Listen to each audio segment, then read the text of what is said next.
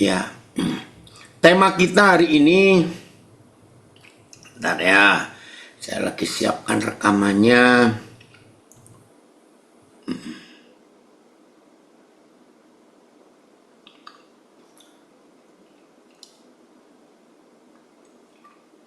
Baik, tema kita hari ini sebagai murid Yesus, apa yang boleh kita kerjakan, kita buat, dan apa yang tidak boleh kita kerjakan atau kita buat. Nah, kalau kita melihat kebenaran ini, pasti semua kita bertanya-tanya. Terus gimana caranya kita tahu boleh atau tidak boleh? Ya, saudara, kita harus melihat semua manusia, ya, walaupun bukan beragama, ada orang ateis, ada orang tidak mau kenal Tuhan, ada orang yang wah pokoknya jahat lah dan begitu ya. Ternyata Papa kita itu adil. Di dalam hidup setiap manusia, entah agama apa yang tidak beragama, dari suku apa, bangsa apa, sebetulnya di dalam hati setiap manusia itu sudah diberikan hukum yang mereka atau kita harus tahu sendiri. Coba kita buka ayat ini, Roma 2, 14 sampai 16. Roma pasal 2 ayat 14 sampai 16. Kalau kita melihat firman ini, sebetulnya nggak perlu, ya, maaf saya berkata, kalau kita melihat firman ini, sebetulnya nggak perlu ada agama di dunia ini. Pasti saudara kaget saya berkata, ya, ada banyak teori agama, katanya saya juga tidak tahu kebenarannya. Itu artinya supaya tidak, agama supaya teratur. Jadi agama seperti asusila, ya, supaya orang itu jangan sampai tidak bersusila. Nah, agama itu dibuat oleh manusia sesuai dengan aturan-aturan yang mereka buat. Nah, padahal di dalam hidup setiap manusia sudah ada hukum Tuhan itu. Kita lihat, apabila bangsa-bangsa lain yang tidak memiliki hukum Taurat oleh dorongan diri sendiri melakukan apa yang dituntut hukum Taurat. Mungkin bagi saudara yang masih belum mengerti, oke, saya mau ganti hukum Taurat itu bukan kata Taurat. Jadi begini, apabila bangsa-bangsa lain yang tidak memiliki hukum sosial, hukum Tuhan, ya seperti pokoknya peraturan-peraturan, ya, oleh dorongan diri sendiri melakukan apa yang dituntut oleh hukum Tuhan, maka walaupun mereka tidak memiliki peraturan yang tertulis, peraturan agama mereka nggak memiliki, maka mereka menjadi hukum peraturan Tuhan itu bagi diri mereka. Coba TSI-nya yang ayat 14 ya. Begini, saya percaya, bagus, selamat pagi, kamu kerja jam berapa nanti ya. Kita percaya begini saudara, jangan membunuh, jangan berzina, jangan mencuri, jangan iri hati, jangan yang lain. Saya tanya, betul tidak semua manusia di hatinya pasti ada peraturan ini? Semua, walaupun orang itu buta huruf, walaupun orang itu tidak beragama, walaupun orang itu tidak kenal Tuhan. Ini hebatnya Papa di surga. Ternyata semua kita sudah punya hukum itu dalam hati. Nggak perlu ditulis, nggak perlu diberitahu. TSI-nya. Memang orangnya bukan Yahudi, tidak mewarisi hukum Taurat dari nenek moyang mereka. Tetapi kalau mereka hidup sesuai hukum Taurat, maka mereka menunjukkan bahwa peraturan-peraturan Tuhan ada di dalam hati mereka. Saudara, saya harus uraikan yang terjemahan sederhana Indonesia ini. Hukum Taurat yang diwarisi oleh orang-orang Yahudi itu sumbernya dari Musa. Nah, baca sejarah ini keren sekali. Musa adalah orang pertama di dunia. Catat ya, Musa adalah manusia pertama di dunia yang menulis hukum internasional, hukum negara apa saja, hukum peraturan manusia untuk hidup. Musa itu orang pertama. Nah, semua kita tahu, dari semua hukum itu hanya diringkas menjadi 10 hukum. Dari 10 hukum Taurat itu, ya bisa nggak tetap ditayangkan ayatnya? Dari 10 hukum Taurat itu diringkas jadi 2. Ya, 1, kasihlah Yahweh Tuhanmu dengan segenap hatimu. Lalu yang kedua, kasihlah sesamamu manusia seperti engkau mengasihi dirimu sendiri. Nah, dari 10 hukum itu, nomor 1 sampai 4 itu untuk Tuhan. Kasihlah Bapamu di surga, kasihlah Tuhanmu. 5 sampai 10 itu untuk manusia. Nah, jadi begini. Sebelum Musa diberitahu Tuhan tentang 10 hukum, ringkasannya ya, maka dunia ini menganut hukum rimba. Masih ingat istilah hukum rimba? Siapa kuat, dia menang. Nah, itu sebelum Musa. Maka itu di semua fakultas hukum di dunia ini, saya ulangi, di semua fakultas hukum di dunia ini mengakui bahwa Musa itu adalah orang pertama yang menerima hukum dari Tuhan, dan hukum yang Musa terima dari Tuhan itu yang dipakai menjadi akar segala hukum pidana dan hukum perdata di dunia ini. Jadi kalau saudara membaca, mempelajari 5 kitab Musa, Kejadian, Keluaran, Bilangan, Imamat, Bilangan, dan Ulangan, maka lengkaplah seluruh peraturan hidup itu. Keren sekali. Maka itu dalam bahasa Inggris disebut Musa adalah the lawgiver, orang yang memberikan hukum, karena dia menerima hukum itu dari Tuhan. Nah, saudara, semua manusia sejahat apa, sebaik apa, pasti di hatinya sudah ada hukum itu. Jangan mencuri, jangan membunuh, jangan berzina, jangan ini, jangan itu, sudah ada. Bahkan anak-anak kecil pun sudah tahu hukum itu. Nah, inilah keadilan Tuhan kita. Ya, luar biasa. Oke, saya ulangi ya TSI-nya. Memang orang yang bukan Yahudi tidak mewarisi hukum Musa dari nenek moyang mereka. Memang, karena bukan orang Yahudi. Tetapi ini kata Tuhan. Kalau manusia-manusia itu walaupun bukan Yahudi, mereka hidup sesuai hukum yang Tuhan beri kepada Musa. Jangan mencuri, jangan berzina, jangan semuanya. Maka mereka menunjukkan bahwa peraturan-peraturan Tuhan ada di dalam hati mereka. Saudara, ini hebatnya kasih Papa. Ya, saya ulangi ya, sejahat-jahatnya orang jahat, sekejam-kejamnya orang kejam, sesadis-sadisnya orang sadis. Terima kasih Papa, terima kasih. Sebelum kita melakukan kesadisan dan kejahatan, percayalah bahwa ada suara di hati ini sebelum melakukan kejahatan. Tolong dicatat dan tolong diperhatikan.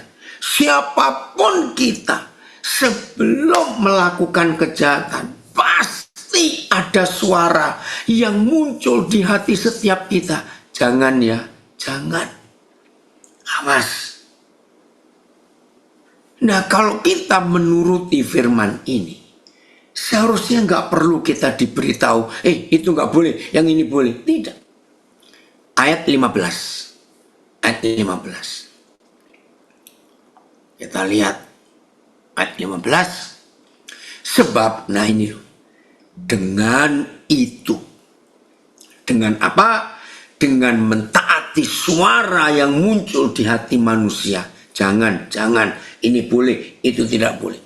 Sebab dengan itu manusia menunjukkan bahwa isi hukum Taurat, bahwa isi peraturan-peraturan Tuhan itu ada tertulis di dalam hati mereka.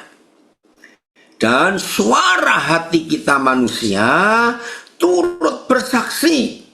Dan pikiran manusia saling menuduh dan saling membela. TSI-nya langsung. Ini keren sekali loh saudara. Maka itu kalau kita hidup dalam firman Tuhan, gak perlu ada yang nunjukin. Maka itu saya katakan tadi, ya maaf. Sebetulnya manusia itu gak perlu agama. Sebab Tuhan dan hukum-hukum Tuhan sudah ada di dalam hidup setiap manusia. Termasuk manusia zaman purba.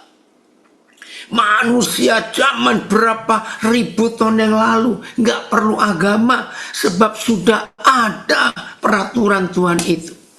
TSI-nya. Mereka membuktikan bahwa cara hidup keren. Manusia itu membuktikan bahwa cara hidup yang ditetapkan Tuhan bagi manusia sudah ada di dalam hati mereka. Mulai jelas ya. Jadi setuju kalau saya katakan sebetulnya manusia itu nggak perlu agama. Sebab cara hidup yang ditetapkan Tuhan itu sudah ada dalam hati kita semua. Dan setiap saat, setuju ya, yang dari Martapura, dan setiap saat hati nurani manusia ini membantu untuk membedakan mana yang benar dan mana yang salah. Terima kasih Bapak, terima kasih. Inilah keadilan Bapak kita di surga. Saudara, serius saya berkata, sebetulnya kita itu nggak perlu agama. Betul, komen. Jadi sejak lahir, hukum Tuhan itu sudah ada di dalam hati manusia. Betul.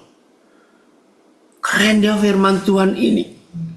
Maka itu agama justru malah merusak dunia. Agama itu malah merusak hubungan sesama manusia. Saya ini berteriak loh kepada Tuhan supaya cepat diakhiri. Maaf ya saudara. Sebutkan 5 negara saja. Nggak usah banyak-banyak. Sebutkan 5 negara saja. Yang sampai hari ini hancur. Pasti itu negara beragama. Justru banyak negara yang tidak beragama. Mereka hidup jauh lebih tertib. Saudara, Swedia, ya, Swiss, New Zealand, Selandia Baru, itu negara-negara yang tidak beragama. Tapi semua bangsa di dunia mengakui bahwa di Selandia Baru, di Swiss, di Swedia, ternyata itu negara yang paling aman, negara yang paling damai, negara yang paling hebat. Saudara bayangkan, kami pernah ke New Zealand. Ya, pertama kali dengan istri saya kami ke New Zealand itu tahun 98. Kaget saudara. Ternyata masih ada sampai sekarang. Ini berapa teman saya ke New Zealand, mereka cerita sampai sekarang di Selandia Baru itu yang bukan negara agama loh ya, hampir nggak ada pencuri. Begini, jadi di daerah-daerah turis ya, di daerah-daerah kota-kota kecil, perjalanan ke desa-desa, saudara kan nggak percaya kalau melihat fakta ini. Ya tidak semua tentunya ya, tapi cukup banyak toko-toko daerah turis ini yang nggak dijaga. Jadi waktu itu istri saya ingin cari souvenir ya. Wih, lihat toko ini cukup meriah ya, souvenirnya banyak. Halo, anybody there? Ya, halo, ada orang nggak? Nggak ada orang saudara. Lalu saya mendekati kasir, ya, mungkin ada di bawah. Betapa kagetnya kami. Di meja kasir itu ada tulisan, ambil sendiri barangnya dan taruh uangnya di tempat ini. Hah? Kok begini nih? Hebat nggak? Lalu kami ke kota lain, naik mobil. Ya, di jalan itu ada orang jualan. Loh, nggak ada orangnya juga. Ambil sendiri, uangnya taruh di sini. Saudara, ini zaman sekarang ini loh. Heran nggak? Di Swiss juga begitu, walaupun tidak ada penjaganya, tapi hampir nggak ada kerusuhan, nggak ada kriminal yang berarti. Swiss, Jepang contohnya. Jepang itu negara dikenal paling jujur. Orang turis yang ke Jepang, ketinggalan barang apa saja, di mana saja, yakin nggak akan kecurian dan nggak akan hilang, pasti balik. Tuhan ampuni kami. Justru negara-negara yang sedang ribut perang sampai hari ini, negara yang paling tidak aman di dunia, itu negara yang mengaku negara kami beragama ini. Wih, itu dia komen dari Makassar, saya baca. Agama dibentuk ya dengan tujuan supaya tidak kacau. Tapi fakta yang kita lihat ya justru agama itu pemicu betul dari semua kekacauan itu. Nah, umat percaya seharusnya bertuhan, bukan beragama. Keren sekali ini. Nah, saudara, maka itu perhatikan. Saya ingin ulangi kalimat terakhir ini ya. Umat percaya seharusnya bertuhan, bukan beragama. Betul. Itulah yang kita lihat fakta. Justru yang mengaku beragama kok jadi makin jahat ya. Berapa kali saya mengajarkan. Mengapa ya kalau ada orang menyebut agama atau orang itu beragama, maaf, tapi ini fakta, pasti muncul dua hal. Satu, kemunafikan. Dua, orang beragama hobinya menghakimi orang lain. Waduh, ngeri sekali. Maka itu hari ini kita harus berubah, saudara. Jadi menurut Roma 2 14-16 ini, ternyata sesungguhnya manusia itu nggak perlu agama, sebab di dalam hati setiap manusia sudah tertulis hukum-hukum Tuhan itu. Oh, ada lagi komen. Itulah sebabnya Tuhan Yesus tidak membawa agama ke dalam kehidupan Kristen, tapi kasih. Dari Cirebon, baik. Keren sekali ini. Ya. Woi, dari Nabire. Agamanya tidak masalah karena tidak aktif dan produktif. Tapi oknumnya yang punya mindset dan modus salah. Ya itulah karena otak agama itu mindsetnya. Ngeri sekali bukan? Maka itu hari ini kita harus lihat. Coba FAYH-nya atau VMD-nya. Ayat yang ke-15 ini. Kita mulai beberapa terjemahan. Karena TS-nya tadi bagus juga itu ya. Maaf, saya minum dulu. Mana dia? Mereka menunjukkan bahwa dalam hatinya ada tertulis tuntutan hukum Tuhan. Kadang-kadang hati nuraninya mengatakan bahwa mereka melakukan hal yang salah. Betul. Jadi hati nurani itu ngomong, ya mereka melakukan yang salah. Dan itu membuatnya merasa bersalah. Terima kasih Tuhan. Kadang-kadang hati nuraninya mengatakan bahwa mereka melakukan hal yang benar. Dan itu membuatnya merasa tidak bersalah. Wah, ini terjemahan VMD-nya ya. Saya baca lagi cukup bagus. mereka menunjukkan bahwa dalam hatinya ada tertulis tuntutan hukum Tuhan. Kadang-kadang hati nuraninya mengatakan bahwa mereka melakukan hal yang salah, dan itu membuatnya merasa bersalah. Kadang-kadang hati nuraninya mengatakan bahwa mereka melakukan hal yang benar, dan itu membuatnya merasa tidak bersalah. Wih, terima kasih Tuhan, AMD-nya. Hal ini menunjukkan bahwa hukum Taurat, hukum Tuhan itu telah ditulis di dalam hati mereka.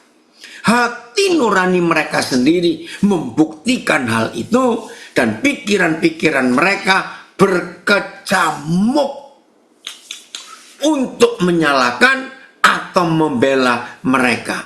Naik lagi ya FIH-nya coba ya. Oh, mulai 12 berarti FIH. Oke, nggak usah. Kok panjang, coba yang FIH kok dari ayat 12 ya. Panjang sekali.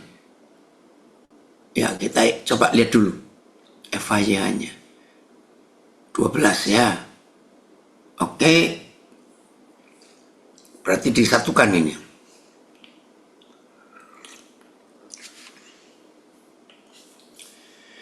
Ia akan menghukum dosa dimanapun dosa itu didapati. Ia akan menghukum orang kafir bila mana mereka berdosa, meskipun mereka belum pernah memiliki hukum-hukum Tuhan secara tertulis. Nah, ini jelas ya. Meskipun mereka manusia-manusia di daerah-daerah tertentu belum pernah memiliki hukum-hukum Tuhan secara tertulis, sebab jauh di lubuk hati mereka tahu membedakan yang benar dan yang tidak benar. Hukum-hukum Tuhan tertulis di dalam hati mereka. Lalu suara hati mereka sendiri menuduh atau kadang-kadang membela mereka. Dan Tuhan akan menghukum orang Yahudi yang berdosa, sebab mereka memiliki hukum-hukum Tuhan yang tertulis tetapi tidak menaatinya. Mereka tahu apa yang benar tetapi tidak melakukannya. Keselamatan tidak diberikan kepada mereka yang sekadar mengetahui apa yang harus diperbuat, melainkan, terima kasih, kepada mereka yang melakukannya. Nah, saudara, makin jelas ya kalau kita melihat fakta ini. Maka itu sebetulnya nggak perlu ada agama di dunia ini, karena ternyata negara-negara yang tidak beragama jauh lebih bertuhan daripada negara-negara mengaku agama. Perang terus, penumpahan darah, pembunuhan, pengeboman, dan segalanya. Catat. Dan itu fakta. Tuhan ampuni kami. Nah, jadi sampai di sini saudara, kita melihat apa yang boleh dan apa yang tidak boleh kita lakukan sebagai murid Yesus. Itu semua kita sudah tahu. Nggak usah diberitahu. Tadi dari Tulungagung Ngunut nulis, berarti sejak masih bayi, masih kecil, tahu betul pokoknya semua manusia. Maka itu saya memperhatikan anak kecil, ya anak-anak biasanya di bawah 10 tahun, kalau berbohong terus ngomong ke mamanya, "Ma, enggak kok ma, tidak." Saudara sadar enggak? Wajah mereka, mimik wajah mereka justru menunjukkan mereka itu bohong. Saya nggak bisa bayangkan nih, saya nggak bisa. Tapi saudara ngerti bukan? Oh, hebat sekali anak-anak kecil itu. Kalau mereka berbohong pada mamanya, justru mereka wajahnya ini memberitahu, "Ma, aku bohong ma." Itu hebat ya. Maka itu saudara, ayo mulai hari ini kita itu menjadi anak kecil. Karena Tuhan Yesus berkata, belajarlah kepada anak-anak. Karena mereka itu tulus, mereka itu polos, mereka itu nggak leka-lekok, mereka itu tidak ada politiknya, mereka itu jernih. Woi, luar biasa. Terima kasih Bapak untuk hidup yang Bapak berikan buat kami semuanya manusia ini. Ya, nah itulah fakta dalam hidup. Jadi semua kita sudah punya hukum Taurat itu. Ya. Hanya ada 5 negara di dunia yang menuliskan agama warganya di KTP. Tidak, hanya ada 5 negara di dunia yang tidak menuliskan kali. Ya. Afid, coba. Yang tidak menuliskan kali, Fit. Ya. Karena Malaysia itu di KTP-nya nggak ada agama. Ya, coba. Malaysia, Arab Saudi, Pakistan, mana? Coba, Fit. Mesir dan Indonesia tentunya. Oke, rasanya enggak. Ya, coba dicek lagi, Fit. Maaf ya, maaf. Papa minta maaf. Oke. Nah, kalau kita lihat fakta ini, saudara, maka kita harus belajar loh. Betul, dari Makassar tadi komen. Lebih baik mengaku bertuhan, tapi takut Tuhan, daripada mengaku beragama, tapi maaf kelakuan kita ampun. Nah, sadar ya sekarang ya. Terima kasih Bapak untuk ini. Kita buka 1 Korintus 6 ayat 12. 1 Korintus 6 ayat 12. Kita melihat fakta ini sekarang. Ya, 1 Korintus 6 ayat 13. Nyata jika anak kecil berbuat salah, maka dia akan menangis. Ini menunjukkan bahwa dia sudah tahu itu salah atau benar. Betul. Iya loh. Semua anak kecil kalau melakukan kesalahan langsung nangis, saudara. Terima kasih Filipus untuk diingatkan itu. Betul. Kalau kita melakukan kesalahan, aduh, politik kita keluar, sudah. Yang ini, yang itu. Oh, ayat 12, bukan ayat 13. 1 Korintus 6 ayat 12. Terima kasih untuk itu. Segala sesuatu halal bagiku, tetapi bukan semuanya berguna. Ya, segala sesuatu halal bagiku, tetapi aku tidak membiarkan diriku diperhamba oleh suatu apapun. Oh, Malaysia bagi warga muslim harus ditulis di ID. Tapi non muslim, oh itu maksudnya. Makasih nak. Ya. Nah, saudara lihat, semuanya halal, semuanya boleh. Tapi kita harus milih. Yang boleh itu membuat kita makin terbelenggu atau tidak. Nah, kalau yang boleh itu memperhamba kita, memperbudak kita, menjerat kita, lebih baik jangan dilakukan. Itu maksudnya ayat. Semua hal diperbolehkan bagiku, tetapi tidak semuanya berguna. Memang semua hal diperbolehkan bagiku, tetapi aku tidak mau diperhamba oleh apapun. Jelas bukan? Terus BIS. Ya, ada yang berkata bahwa setiap orang boleh melakukan segala sesuatu, tetapi bagi saya tidak semuanya berguna. Jadi, meskipun saya boleh melakukan apa saja, tetapi saya tidak mau membiarkan diri saya dikuasai oleh apapun. Wah, ini luar biasa. Ya, saya mau baca dulu tulisan dari Amerika, Bernard, luar biasa. Oh, sebentar ya. Wah, tulisanmu ini hebat sekali. A lesson from Luke, ya, dari Lukas 10 ayat 27. If you fall, oke, nanti kita baca bahasa Indonesia aja ya. Ya, nanti dulu Bernard, ini siapkan nanti Lukas 10 ayat 27, TSI-nya. Nah, apabila ada yang berkata, hei, kita pengikut Kristus diperbolehkan berbuat apa saja, saya akan menjawab, Paulus jawab, ada benarnya. Tetapi ingat bahwa tidak semua hal berguna. Jangan biarkan apapun wikirannya. Jangan biarkan apapun menjadi alat iblis untuk menguasai diri kita. Nah, inilah kedewasaan. Saya ulangi ya. TSI 1 Korintus 6 ayat 12. Nah, apabila ada yang berkata, kita pengikut Kristus diperbolehkan berbuat apa saja, saya akan menjawab, ada benarnya. Tetapi ingat bahwa tidak semua hal berguna. Jangan biarkan apapun menjadi alat iblis untuk menguasai diri kita. Nah, saudara, 1 Korintus 6 ayat 12. Ini jembatan. Ya, ini jembatan dari Kupang Baru Hadir antara perjanjian lama dan perjanjian baru. Saya percaya semua kita membaca perjanjian lama, ngeri lu saudara, ngeri. Bunuh, jangan, tidak boleh. Wih, Tuhan tegas. Tapi mengapa ketika masuk perjanjian baru ada perubahan? Sepertinya Tuhan berubah, tidak. Nah, ayat 12 1 Korintus 6 ini jembatannya.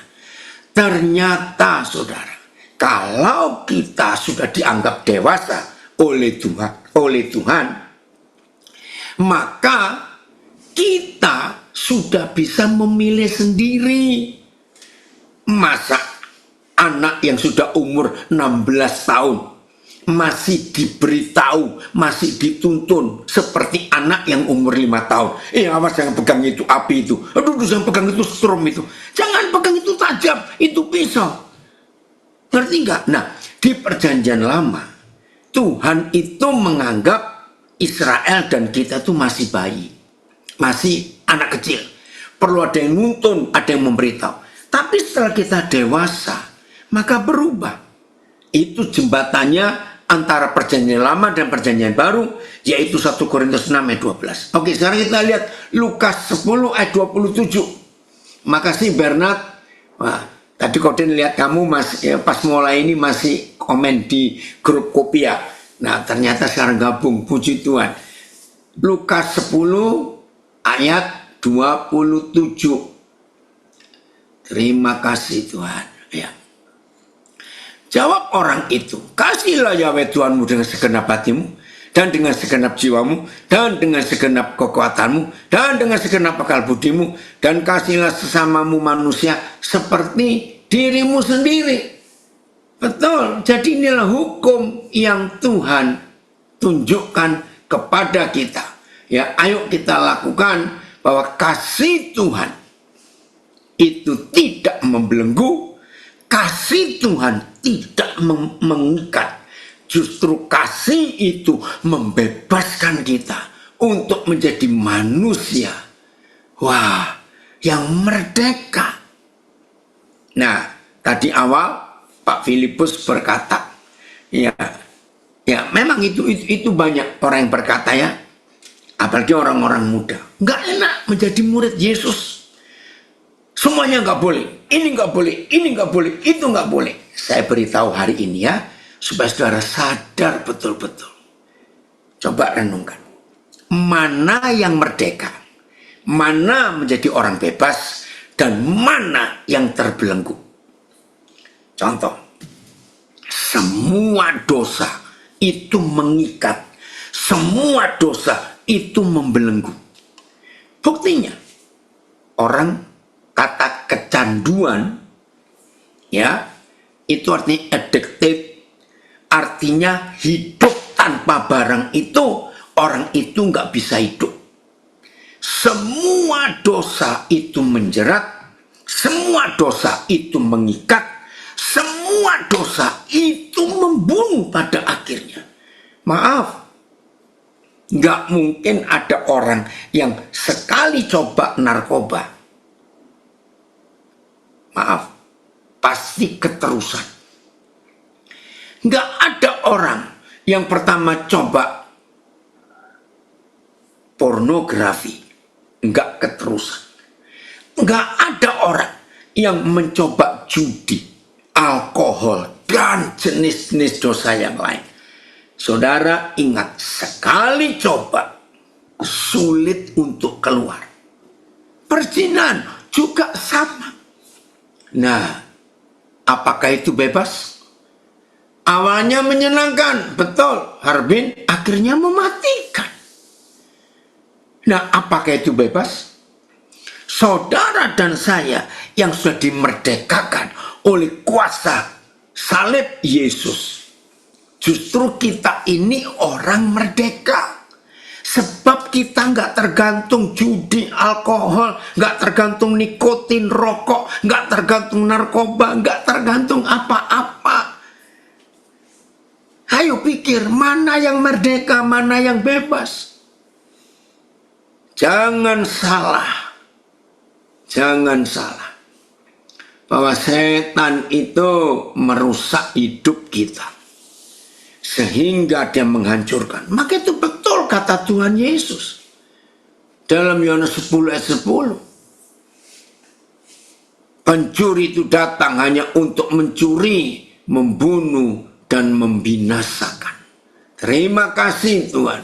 Ya. Oke, bukakan.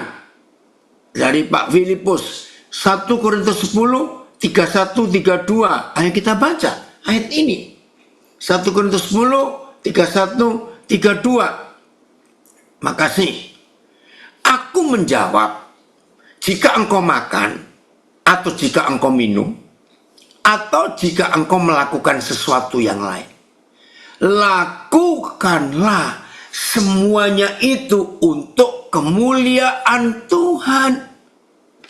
Oke, ayatnya. Jadi, belum. Oke, 32. Oke. Oke, ayatnya. Jadi, entah kamu makan atau minum, atau apa saja yang kamu lakukan, lakukanlah semuanya itu untuk kemuliaan Tuhan. TSI-nya. Terhadap keberatan itu, jadi orang-orang Korintus itu nggak terima waktu firman disampaikan oleh Paulus. Terhadap keberatan kalian itu, saya menjawab, apa saja yang kita lakukan, baik makan atau minum ataupun hal lain, lakukanlah itu untuk kemuliaan Tuhan. 32. Ya, 32-nya. Woi Pak Pendeta Vira Andoko, lama ini nggak ketemu. Apa kabar kamu? Ya. Amin. From Embong Malang. Iya, Embong Malang. Janganlah kamu menimbulkan syak, ya, dalam hati orang, baik orang Yahudi atau orang Yunani maupun jemaat Tuhan. Ayat ini, jangan membuat orang tersandung, baik orang Yahudi atau orang Yunani maupun jemaat Tuhan. TSI-nya, BS-nya bagus, BS. Hiduplah sedemikian rupa sehingga saudara tidak menyebabkan orang lain berbuat dosa. Apakah mereka orang Yahudi atau bukan Yahudi ataupun jemaat Tuhan? TSI. Tetapi janganlah melakukan sesuatu yang dianggap salah, baik oleh orang Yahudi, orang bukan Yahudi, maupun saudara seiman dalam jemaat Tuhan. Baik bahasa Jawanya ya, 1 Korintus 10, 31, 32. Mulane dadiyo kowe mangan, dadiyo kowe ngombe, dadiyo ngelakoni apa wae liyane, kabeh iku mau lakonono kagem kalurani Gusti. Kowe aja nganti padha gawe sandungan, dadiyo marang wong Yahudi, dadiyo marang wong Yunani, apa dene marang pasamuane Gusti. Nah, ini bahasa Jawanya. Jadi ukurannya, apa yang kita lakukan dan sampai membuat orang lain tersandung, kita harus bertobat. Karena itu mengganggu hidup orang itu. Tapi kalau saudara dan saya melakukan apa saja sesuai yang dituntut oleh hukum Tuhan yang tertulis di hati kita, maka kita nggak akan buat sandungan. Lanjut, Galatia 5, 22 sampai 23. Ya, ini keren sekali saudara. Galatia 5, 22 sampai 23. Bapak terima kasih. Terima kasih untuk apa yang Tuhan sudah kerjakan. Galatia 5, 20 sampai 23. Tetapi buah roh. Nah, buah itu kan hasil dari kehidupan. Kalau saudara dan saya dikuasai oleh roh, maka buah kehidupan roh itu nyata di hidup kita. Dan buah kehidupan roh itu hanya 9 yang tertulis. hukum Taurat 10. Nah ini kalau digabung semua antara 10 hukum Tuhan dan 9 buah roh, ini nyambung. Waduh saudara, luar biasa. Kalau saya pakai istilah makan obat, jadi ramuan-ramuan 10 hukum Tuhan dicampur dengan 9 ramuan buah roh. Wih, hidup ini sehatnya luar biasa. Keren ya? Oke. Apa? 1 kasih, 2 sukacita, 3 damai sejahtera, 4 kesabaran, 5 kemurahan, 6 kebaikan, 7 kesetiaan, 8 kelemah lembutan, 9 penguasaan diri. Nah, setelah hukum ini kita lakukan, kasih, sukacita, damai sejahtera, kesabaran, kemurahan, kebaikan, kesetiaan, kelemah lembutan, penguasaan diri. Setelah semua itu kita lakukan, saudara perhatikan, tidak ada hukum lain yang menentang hal-hal itu. Wih, Lubuk Pakam baru hadir, kenapa telat sekali? Keren gak saudara? Ya, kita lihat terjemahan yang lain. Yang ayat 23-nya aja. Terjemahan yang lainnya ayat 23-nya. Ayat tidak ada hukum yang melawan hal-hal itu. PS, tidak ada hukum agama yang melarang hal-hal seperti itu. Ini keren. Tidak ada hukum agama apa saja yang mengelarang 9 buah roh itu. Betul tak? Pergaulan yang salah merusak iman kita. Wah, ini luar biasa TSI-nya. Hukum Taurat pun tidak menentang semua hal itu. Jadi saudara, kalau kita hidup, woi, Daddy Rockstar dari Denpasar, salam juga. Jadi saudara, kalau kita menghidupi dan dihidupi oleh buah roh itu, saya ulangi, kalau saudara dan saya menghidupi dan dihidupi oleh 9 buah roh itu, yakin saudara, tidak ada hal apapun yang dapat menuduh, menyalahkan kita. Wih, dari Demak, amin papi. Ya, ini yang luar biasa. Obatnya, percaya, komplit. Hukum Taurat dan 9 buah roh itu 19 obat yang komplit. Ini Bu Gembala ini keren. Betul. Lengkap saudara, kalau kita melakukannya di hidup ini bahagia, hidup ini ringan, hidup ini merdeka. Wah, sukacita. Wih, dari Las Vegas. Iya, betul. Nah, ayo kita lakukan kebenaran yang luar biasa lewat hidup kita, supaya orang lain tahu apa yang kita lakukan ini. Papa, engkau sungguh baik, engkau sungguh baik. Saya percaya, sampai di kalimat ini, kalau saudara menghidupi semua ini dan dihidupi oleh kebenaran ini, saudara dan saya orang yang paling beruntung, orang yang paling berbahagia, orang yang paling lega hidupnya di dunia ini. Bukan karena uang, bukan karena fasilitas, tapi karena ini Ibu Gembala dari Demak tadi, karena 19 ramuan tadi, 10 hukum Musa dan 9 buah roh campur jadi satu, blender jadi satu, minum tiap hari. Hidup ini luar biasa. Nah, agama apapun gak menentang loh. 9 buah roh ini kalau kita kerjakan sungguh-sungguh, maka tidak ada yang melawan, nggak ada yang bisa menyalahkan. 9 buah roh ini kita lakukan. Terima kasih Bapa untuk hal dahsyat dalam hidup ini yang kita boleh kerjakan dengan sungguh-sungguh, supaya dunia melihat Yesus lewat kita.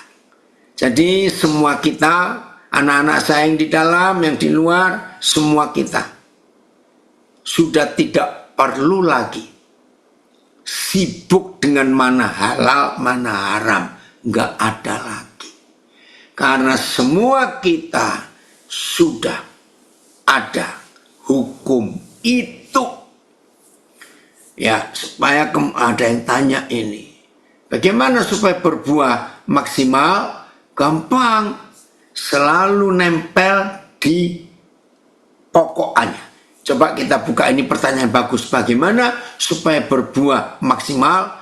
Kolose 2 ayat 6 dan 7. Kolose 2 ayat 6 dan 7.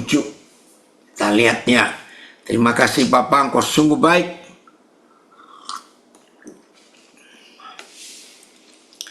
Kamu, yaitu saudara dan saya, telah menerima Kristus Yesus Tuhan kita. Sudah toh? Nah, apa yang kita buat selanjutnya setelah saudara dan saya menerima Kristus Yesus Tuhan kita? Karena itu, hendaklah hidupmu tetap di dalam Dia. Nah, ini supaya saudara dan saya berbuah maksimal 9 buah tadi, hendaklah hidup saudara dan saya nempel di dalam Kristus, pokok anggur yang benar itu. Nempel saudara, tidak perlu kemana-mana. Terima kasih. Ayat 7. Oh, coba terjemahan ya. Jadi, karena kamu telah menerima Kristus Yesus sebagai Tuhan, hiduplah terus di dalam Dia. PS. Saudara-saudara, sudah menerima Kristus Yesus sebagai Tuhan. Sebab itu, hendaklah kalian hidup bersatu dengan Dia. TSI-nya. Karena kalian masing-masing sudah menerima Kristus Yesus sebagai penguasamu, teruslah hidup bersatu dengan Dia. Jangan keluar-keluar lagi. Ayat 7. Ayat 7. Terus, hendaklah kamu berakar di dalam Dia. Iya, kalau kita tidak berakar dalam Yesus, berarti kita berakar di dalam neraka, di dalam dunia ini, kacau. Terus yang ketiga, dan dibangun di atas Dia. Sudah tetap di dalam Yesus, kedua berakar di dalam Yesus, ketiga dibangun di atas Tuhan Yesus, lalu yang keempat, hendaklah kita bertambah teguh dalam iman yang telah diajarkan kepada kita. Yang kelima, hendaklah hati kita melimpah dengan syukur. Kenapa? Kalau saya pakai istilah tanaman, mengucap syukur senantiasa itu pupuk yang membuat tanaman hidup ini makin subur. Maka itu saudara, orang yang kelihatan setia, tapi hidupnya ngomel terus, ya sudah, pasti kering tanaman hidupnya. Jadi mengucap syukur itu ya penuh dengan berkat Tuhan. Nanti Ivan tak baca komenmu. Ayat berakar dan bangunlah dirimu di dalam Dia. Teguhkanlah imanmu sebagaimana telah diajarkan kepadamu, dan melimpahlah dengan ucapan syukur. BS-nya ya, melimpah dengan ucapan syukur dan berakar di dalam Dia. Hendaklah kalian membangun hidupmu dengan Kristus sebagai dasarnya, fondasinya. Hendaklah kalian makin percaya kepada Kristus menurut apa yang sudah diajarkan kepadamu.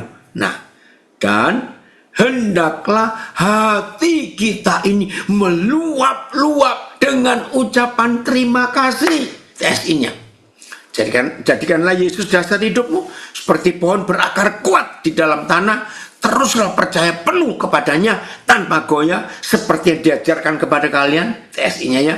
Dan ingatlah untuk selalu bersyukur kepada Tuhan. Saya baca lagi TSI-nya. Jadikanlah Yesus dasar hidup kita seperti pohon berakar kuat di dalam tanah. Teruslah percaya penuh kepadanya tanpa goyah seperti yang diajarkan kepada kalian. Dan ingatlah untuk selalu bersyukur kepada Tuhan. Oke. Ya, ini dari Nabi Re. Melalui pengajaran ini akhirnya kita tahu bahwa wah, keren. Saya ulangi. Melalui pengajaran ini akhirnya kita tahu bahwa agama adalah racun yang mematikan bagi hati nurani. Aduh, sedih sekali Wih, Pak Nelson Sembiring juga. Ayo teman-teman se-LP, se-Indonesia, terus melekat bersama Tuhan ya. Kalian orang-orang terpilih yang sedang diproses Tuhan saat ini. Rema saya sejak berada di lapas sampai sudah bebas saat ini adalah 1 Tesalonika 5, 16-18. Puji Tuhan, tetaplah berdoa, mengucap syukur senantiasa. Makasih Pak Nelson, luar biasa. Tetap membuat semangat dalam Siap, hidup. Terima kasih teman-teman. Ayo semangat. Semangat semua, itu loh 10 tahun loh di penjara tanpa salah. Aduh, tapi luar biasa itu. Makasih. Ya, ada di mana Nelson sekarang? Ini udah di rumah saya di Sidoarjo. Ini lab saya yang 3 lantai yang ada 10.000 watt di atas solar cell. Ini Iya. kita mau jadikan rumah doa sama membuat rumah untuk pelatihan orang-orang. Pangan dan Wih, energi. Sidoarjo ya. Iya. Makasih Koder. Ya. Terima kasih. Ya.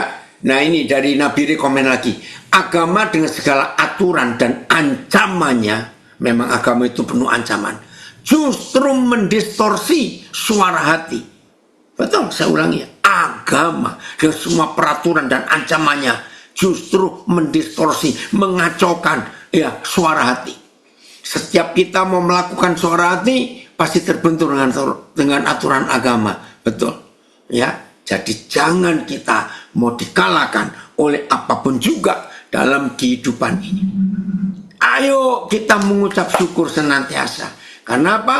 Karena Tuhan yang Dia buat selalu yang baik. Tapi setan mengacaukannya, membuat kita kacau, membuat kita blunder, membuat kita ragu-ragu. Maka ayo kita melakukan. Komen dari Ibu, tambahan dari Ibu Gembala di Demak. Melekat itu artinya menghidupi dan dihidupi oleh firman Tuhan. Tidak sekedar menempel ya, imitasi, tapi melekat. Makasih Bu Gembala untuk tambahannya. Iya saudara, gunakan 2 kata ini. Biarlah firman ini menghidupi kita. Dan kita dihidupi oleh firman itu. Maka kalau kita bisa menghidupi firman itu, otomatis kita dihidupi oleh firman itu. Nah, kalau sudah menghidupi dan dihidupi, dari ujung kepala, pola pikir kita, cara kita memandang sesuatu, cara kita mendengar sesuatu, cara kita mengucapkan sesuatu, cara kita berperasaan, cara kita mengambil keputusan, dan semua tindakan kita. Kalau kita sudah menghidupi dan dihidupi, maka kita akan luar biasa. Dari Martapura ada komen, agama sering dijadikan alat untuk menghakimi orang lain. Bukan kadang, selalu. Itu agama. Iya. Jadi ini dari Lapas Metro ada terlambat ya. Oke, saya lagi komen ini. Ada yang tanya dari Tahuna. Ya, Shalom Papi. Menurut Papi arti dari agama Kristen itu apa? Artinya jelek. Kristen zaman itu sebutan jelek. Maaf ya, saya cuma ambil contoh.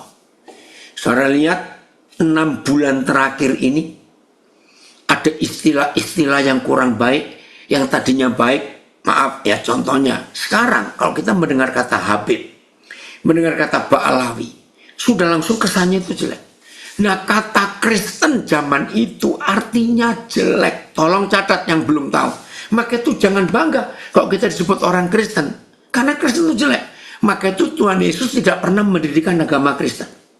Jadi begini, kata Kristen zaman itu menunjukkan ini pemberontak negara, makar. Catat itu. Loh, kenapa Kristen disebut makar? Karena salahnya Petrus dan saudara-saudaranya. Mereka yang gembar-gembor kemana-mana. Woi, Yesus itu akan memerdekakan kita, bangsa Yahudi, dari penjajahan Roma. Nah, jadi kata Kristen di zaman itu jahat sekali. Kalau saya pakai kata sekarang, Kristen itu teroris zaman itu. karena mengacau negara. Nah, maka itu banyak yang kita nggak tahu.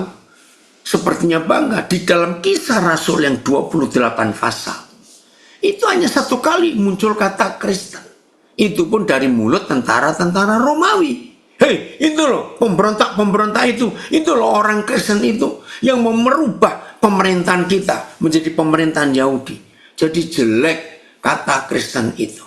Maka itu seluruh yang tertulis di 28 Kisah Para Rasul adalah murid. Itu dia. Maka itu mulai hari ini, ayo kita siap disebut murid Yesus. Jangan bangga disebut orang Kristen. Jadi yang dari Tahuna tidak ada sedikit pun yang memberitahu kita bahwa Yesus itu pendiri agama Kristen, sama sekali tidak. Oke ya, jadi kita ini murid-murid Yesus. Bagian terakhir, terima kasih Bapak, Engkau begitu luar biasa dalam menuliskan firman dan hidup kami diubah betul-betul. Oke, kita lihat sekarang Yohanes 15. Ya, kalau kita sudah nempel ke pokok anggur, ya, maka kita tidak akan pernah bodoh lagi. Ayat 7, Yohanes 15 ayat 7.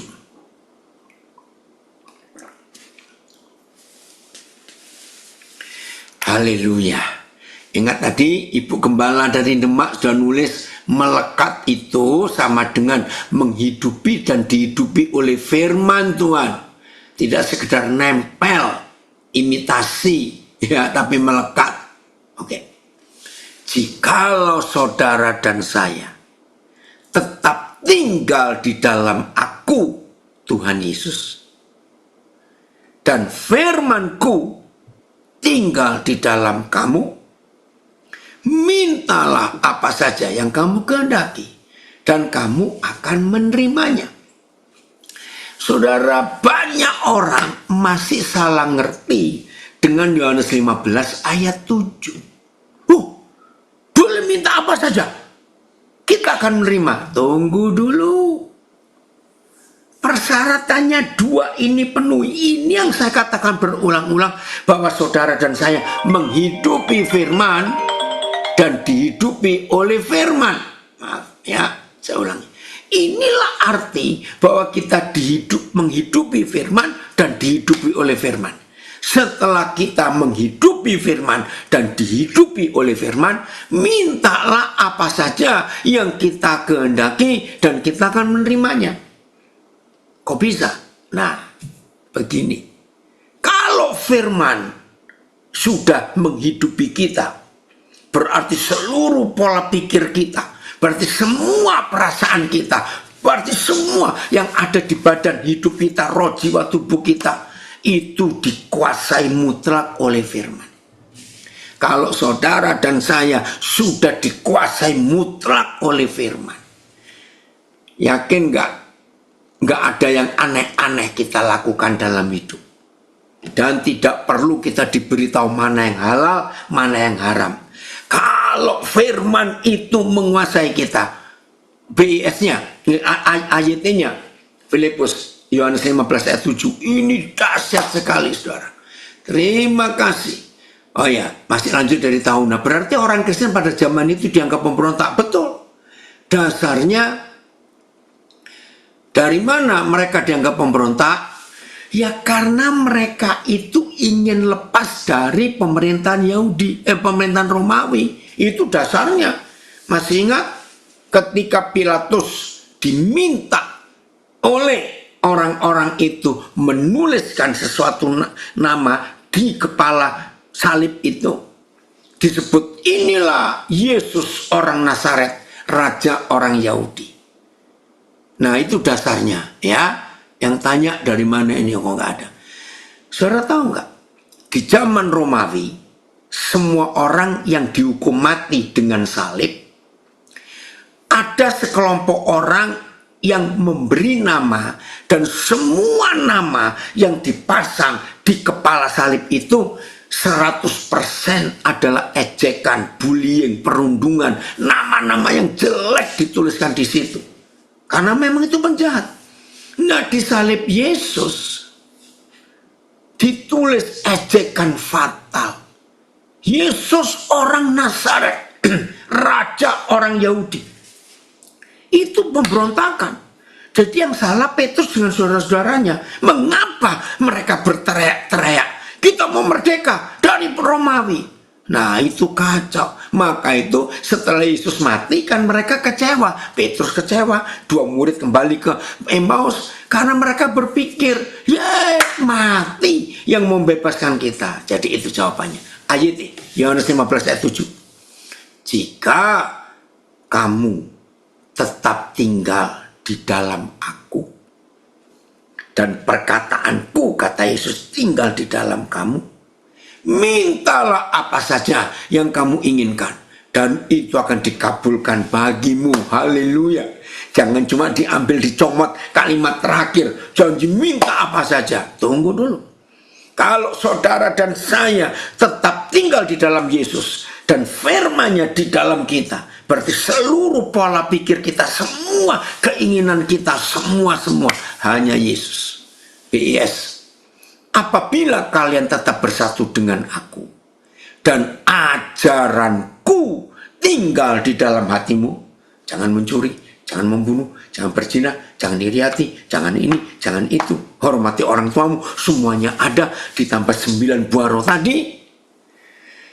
Mintalah kepada Bapa apa saja yang kalian mau, permintaanmu itu akan dipenuhi.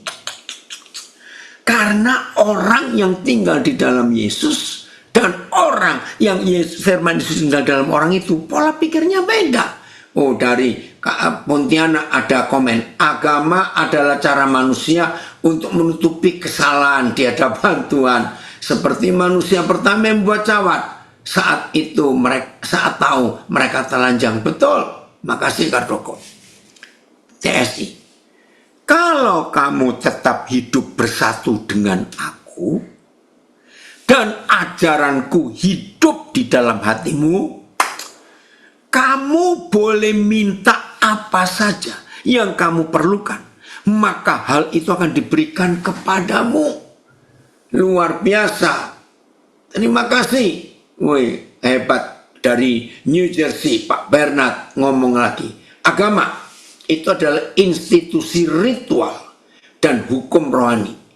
Etika itu inisiatif. Inisiatif menjaga keharmonisan dan kehormatan.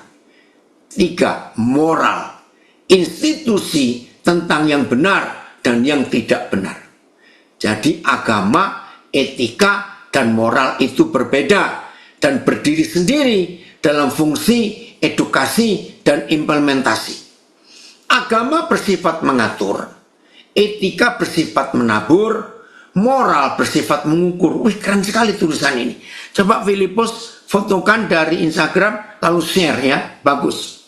Lalu setiap orang beragama, beretika dan bermoral punya persoalan yang sama, yaitu membawa sifat dosa alamiah, sinful nature. Betul. Berpotensi bisa jatuh ke dalam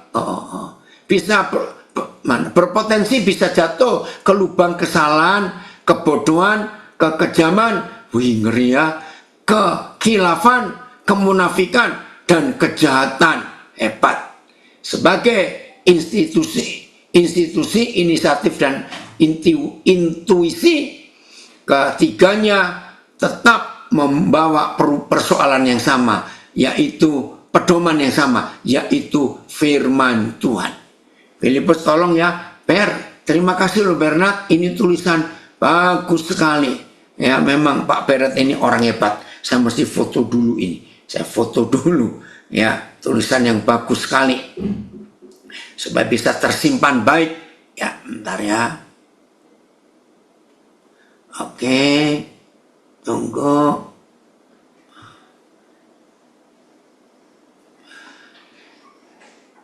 Terima kasih Ber, tulisanmu bagus. Oke ya. Ya. Oh, masih ada lagi. Ya. Baik. Jadi saudara, setelah kita dengar firman ini, maka tidak perlu lagi kita sibuk mana halal, mana haram. Karena begitu firman itu sudah muncul di hidup kita dan dikuasa firman itu kita hidupi, ya, dan kita akan menjadi orang-orang yang luar biasa dalam hidup kita ini. Maka Tuhan dipermuliakan lewat hidup kita. Karena apa? Karena kita sudah hidup dalam kebenaran yang Tuhan tunjukkan kepada kita. Aman kalau begitu. Jelas ya. Terima kasih Tuhan untuk pengajaran yang luar biasa yang Tuhan berikan kepada kita semuanya. Oke, jadi siap ya. Jadi sudah nggak usah sibuk mana halal mana haram, nggak usah sibuk. Semua kita sudah ngerti karena firman itu sudah ada dalam kehidupan kita. Maka kalau kita melakukan hukum Tuhan yang sudah tertulis di hati kita sejak kita masih kecil, bahkan masih bayi pun sudah ada hukum itu, maka kita nggak akan tersesat dalam perjalanan hidup kita. Haleluya. Oke, jadi percaya, minta apa saja diberikan karena kita tahu firman di dalam kita dan kita di dalam Dia. Tuhan memberkati kita semuanya. Puji Tuhan.